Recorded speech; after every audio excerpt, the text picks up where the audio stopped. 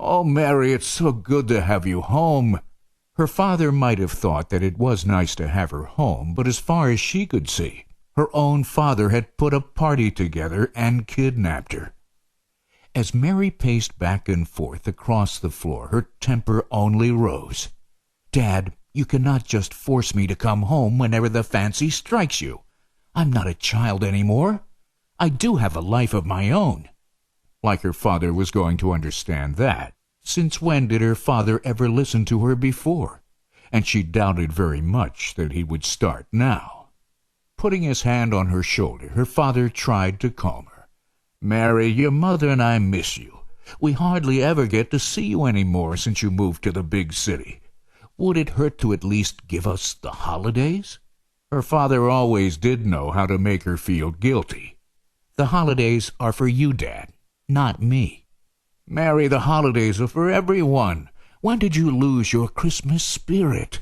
You once loved this time of year." Mary rolled her eyes and walked over to the large fireplace. "Used to, Dad, used to. I grew up, that's all. Don't tell me you've lost your belief in Christmas." Mary couldn't help but laugh on that one. How could you lose your belief when your father was Saint Nick? "No, Dad, I remember where I came from. I just don't find Christmas as joyous as I once did." To Mary, holidays had become so commercialized, and any true meaning of what Christmas was really about was lost behind the amount of money one could spend on a gift. Even she knew that wasn't the true meaning of Christmas. A moment later, her mother came in carrying a tray of cookies and hot cocoa. Mary's mother had always known when the tension needed to be eased. "I thought a few refreshments might calm the mood." Sitting the tray down on her husband's desk, her mother grabbed a mug and handed it to her daughter. "You know your father only means well, dear. Try not to be too hard on him." Mrs. Claus always did have a way with words, and had always been it, Mother. "He can drive a person a little nutty at times." Her mother patted her hand. "Now, Mary, be nice. Your father had a very good reason for bringing you home." Mary was sure he had. There was no doubt in her mind that he wanted her to carry on the family business, and that was the last thing she had any intention of doing.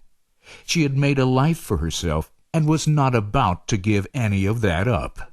"Your mother's right, Mary. I would not have forced you to come home if it wasn't important. I know how much you dislike it here." Her father was really laying on the guilt trip now. "It's not that I don't like seeing you two. I just feel there's a much bigger world out there, and I want to be part of it. Was it really so bad to want to live among the world and not just have the usual friend that was no taller than an elf?" "I don't think your father meant it quite that way, dear. It's just that, well, we don't get to see very much of you these days." Oh, great. Her mother was supposed to be the sensible one. She's home not even for a day, and she finds out her mother has gone over to her father's side. Mr. Claus took off his glasses and rubbed the bridge of his nose with his fingers. Mary had seen him do it so many times before after reading all those long naughty and nice lists. "Mary, we have a problem, one that I think only you can help with." Only one she could help with? Now she knew something more was going on here, and she for one wanted to know what it was. "Are you having some kind of trouble, Dad?" Surely it couldn't be financial. Her mother and father didn't have to worry about money, and her father relied on old-fashioned magic and the help of elves. "Just tell me what it is." Her father put down the glasses on the desk he had been holding in his hand.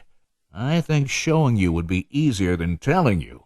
Her mother just nodded her head in agreement, and without another word, Mary was being ushered out of the office by her mother and father down the hall. Stopping by the door, Mrs. Claus